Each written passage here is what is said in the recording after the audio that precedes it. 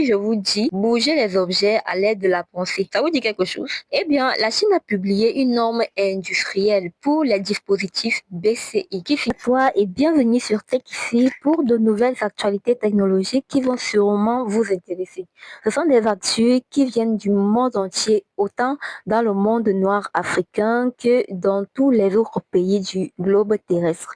Alors, commençons par la première actualité. Les startups africaines font de plus en plus rêver sur le continent. Une startup marocaine dénommée Dawn a levé 2,1 millions de dollars US pour son projet afin de créer la première super application du pays intégrant plusieurs services en une seule application. Alors, lors de la levée, cela a montré la confiance des investisseurs dans les applications complètes intégrées au continent africain. Cela peut évidemment faciliter les services comme les paiements, les livraisons, les chats, etc.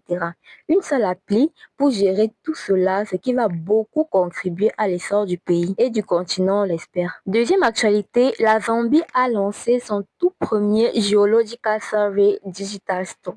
En fait, c'est une plateforme 100% numérique qui va aider à gérer les données géologiques du pays. Fini les archives papier, désormais les chercheurs, les investisseurs et les décideurs ont accès rapide, sécurisé et local aux informations minières. Cette innovation vient renforcer la souveraineté digitale, attirer les investissements et booster la transparence dans le secteur minier. Troisième actualité, le Meta Connect 2025. Des nouveautés sont à l'honneur. C'est un événement qui s'est tenu le 18 septembre dernier. Meta, l'entreprise de Facebook, Instagram et WhatsApp, a dévoilé les Ray-Ban avec un petit écran transparent devant les yeux. Meta Display également Glasses a été présenté avec un affichage par guide d'onde. Sans oublier la Meta Neural Band qui est un bracelet gestuel relié aux signaux EMG et permettant par ailleurs de contrôler les lunettes par les gestes. C'est un bracelet qui lie les signaux de ton bras pour contrôler les lunettes avec de simples gestes. En fait, ce sont des appareils qui veulent rendre la réalité virtuelle et la réalité augmentée plus naturelle,